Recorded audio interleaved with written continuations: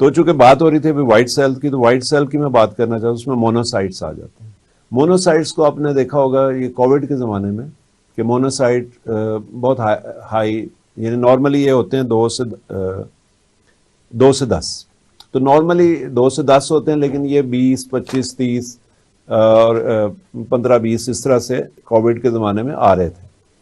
तो मोनोसाइट्स अगर बहुत ज़्यादा देर विदाउट किसी फीवर या विदाउट काज के, तो क्रॉनिक इन्फेक्शन को बेसिकली शो करते हैं।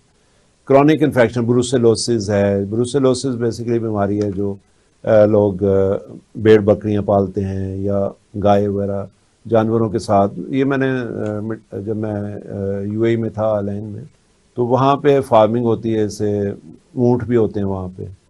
तो वो उनके जो है दूध अगर आप बगैर बॉयल किए हुए इस्तेमाल करते हैं, और या उनके बहरहाल जो उनको देखते हैं जानवरों को, उनमें ब्रूसेलोसिस हो सकती है, वो क्रॉनिक एक इन्फेक्शन होती है, तो उस सूरत में भी मोनोसाइट्स बढ़ते हैं। लेकिन आमतौर पे कोविड के दिनों में मोनोसाइट्स बहुत देखे गए, और जिनमें लोगों में बड़ा होता था उनमें ज़्यादा चांसेस होते थे कि कोविड है। तो वायरल इन्फेक्शंस भी आ गई इसके अंदर, क्रॉनिक इन्फेक्शंस भी आ गई।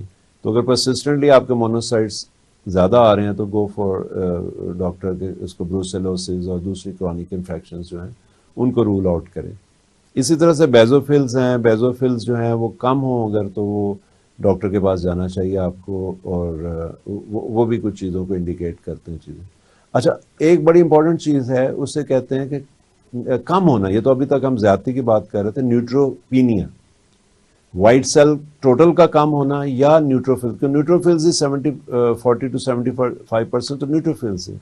तो न्यूट्रोफिल्स जब कम होते हैं तो वाइट सेल डेफिनेटली कम होता है। अगर 4 से नीचे जा रहा है, यू शुड थिंक कि किस वजह से जा रहा है। वैसे तो कोविड में, डेंगू में, बहुत सारी बीमारियों में ये वाइट सेल नीचे चले जाते हैं। इवन टाइफाइड में वाइट सेल काउंट नीचे चला जाता है, 4 से भी नीचे चला जाता है। लेकिन अगर ये 2 से नीचे जाता है तो ये तो बहुत, इसको हम कहते हैं न्यूट्रोपीनिया। और जिसमें कि चूंकि वाइट सेल टोटल ही अगर 2 से नीचे है या 3 से नीचे है, तो उसमें जो न्यूट्रोफिल्स होंगे वो तो और नीचे चले जाएंगे। तो न्यूट्रोफिल्स नॉर्मली हमारे पास 2 से 7 होने चाहिए। तो वो अगर आपके 2 एब्सोल्यूट वैल्यू की बात करूं, तो वो 2 से नीचे चले गए तो लम्हा फिक्रिया है। और अगर वो न्यूट्रोफिल्स 1 तक चले गए हैं और उससे नीचे जा रहे हैं, तो आपको बोन मैरो सप्रेशन, बल्कि कोई भी इनमें से चीज़ें सारी बोन मैरो में बनती हैं। पूरा ब्लड जो है वो बोन मैरो में बनता है। तो अगर आपको कोई और वजह नहीं मिल रही है और आपको वाइट सेल, रेड सेल, सारा ही, हर चीज़ ही कम हुई हुई है, तो आपको सस्पेक्ट करना चाहिए कि बोन मैरो सप्रेशन तो नहीं हो रहा। बोन मैरो सप्रेशन क्या चीज़ है? क्योंकि आपकी जो हड्डियों के अंदर का गूदा होता है, जिसे हम मिख भी कहते हैं, और वो जो मैरो है वहाँ पे रेड ये खून बनता है। तो जब खून वहाँ पे बनता है तो वहाँ पे अगर वो नहीं बन रहा वहाँ पे, तो मैरो में कोई डिफेक्ट है, तो वो उसको देखना चाहिए कि किस वजह से है।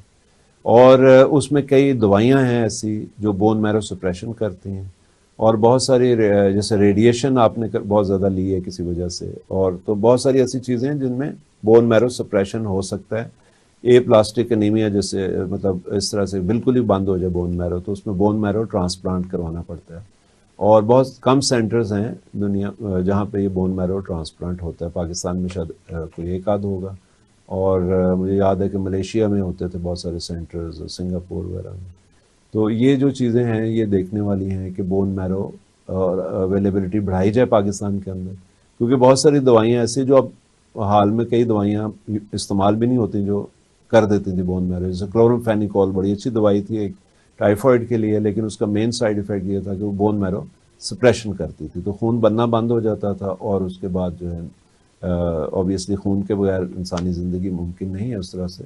और वो तो उसमें अगर बिल्कुल ही बंद हो जाए तो बहुत मुश्किल हो जाती है। तो बोन मैरो ट्रांसप्लांट के वक्ती तौर पे तो आप उनको खून दे के लगा के ट्रांसफ्यूजन के ज़रिए, एक्सचेंज ट्रांसफ्यूजन आप जिंदा रख सकते हैं, लेकिन लॉन्ग टर्म में मुश्किल हो जाता है, तो फिर उसके लिए बोन मैरो ट्रांसप्लांट किया जाता है। बोन मैरो भी ऐसे जैसे गुर्दा लगाया जाता है, और या जैसे लिवर ट्रांसप्लांट होता है, तो बोन मैरो भी किसी मैचिंग बोन मैरो आप लेके तो उसको रिप्लेस करते हैं विद जो हेल्दी पर्सन का जो मैच कर जाए आपके साथ, तो उसको यूजुअली क्लोज रिलेटिव्स का, तो वो किसी ऐसी हड्डी से निकाला जाता है जहाँ से वो इजीली एक्सेसिबल हो।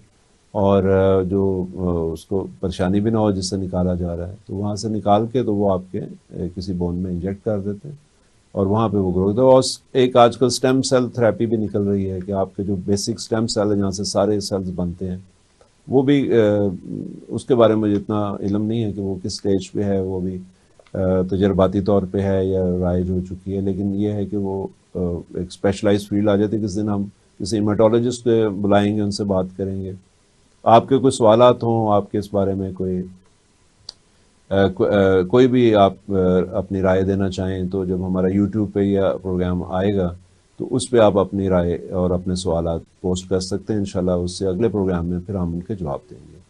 तो आखिर में मैं जाते हुए एक इसको समराइज कर दूं और ईओसिनोफिल्स का बता दूं। ईओसिनोफिल्स बेसिकली रेड सेल, ये जो ईओ जो है ना, ये थोड़े से गुलाबी से और इनका पिंक सा कलर होता है, जैसे ईओसिन डाई होती है। तो ये वाइट सेल की एक किस्म है, लेकिन ये होते थोड़े पिंकिश से रेडिश से होते हैं, लेकिन ये एलर्जी को शो करते हैं।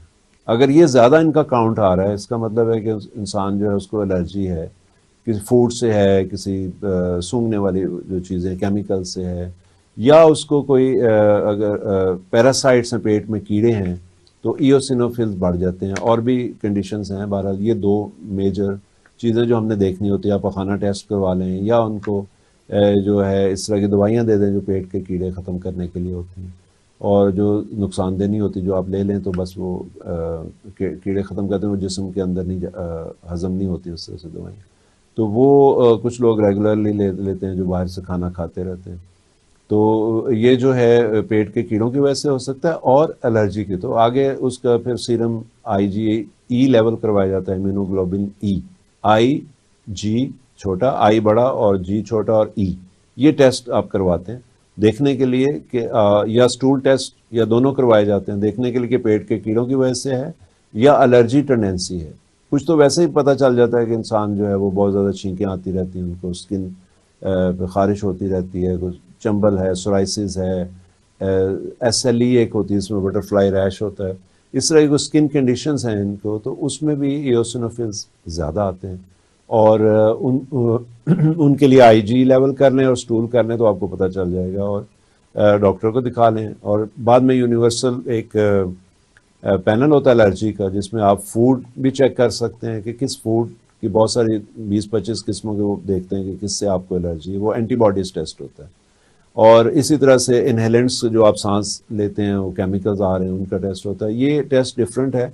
जो एक इस्लामाबाद में टेस्ट होता है एलर्जी का, जो कि आपको बहुत सारे लगाए जाते हैं, वो उनके इनोकुलेशन की जाती है, कुछ 30-35 वो नीडल्स आपको लगाई जाती हैं लाइट से, और उनके अंदर वो मटेरियल्स होते हैं मुख्तलिफ। तो वो भी एक एलर्जी टेस्ट है, लेकिन वो इनोकुलेशन इन्वॉल्व है और वो एक आध सेंटर्स में होता है। तो लेकिन यहाँ पे आम जो हमारी जो अच्छी लेबॉर्ट्रीज हैं उनके अंदर ये आपके ब्लड से होता है, वो एंटीबॉडीज डिटेक्ट करते हैं, तो वो आप करवा सकते हैं एलर्जी को। तो ये ईओसिनोफिल से रिलेटेड जो इन्फॉर्मेशन थी वो भी मैंने आपको दे दी। तो आखिर में एक समरी में बता रहा हूँ कि कंप्लीट ब्लड सेल काउंट जो है CBC बड़ा यूजफुल टेस्ट है, बड़ा सस्ता टेस्ट है। 400 से 700-800 मैक्सिमम को 1000 ले रही होगी बहुत अच्छी कोई महंगी लैब जो है। तो इसमें आपको बहुत सारी इन्फॉर्मेशन मिलती है। इसके अंदर आपको जो है आज की वीडियो के बाद अगर आप रिपोर्ट रख के सामने देखेंगे तो आप शायद खुद भी इससे फर्दर क्या टेस्ट करवाने हैं या फर्दर फौरी डॉक्टर पर जाना है, ये आपको इस वीडियो से मालूम पड़ जाना चाहिए। और अगर ऐसा है तो हमें ज़रूर मुतला कीजिएगा, इनबॉक्स में अपने तासुरात लिखिए। तो तब तक के लिए इजाज़त दीजिए। अल्लाह हाफ़िज़।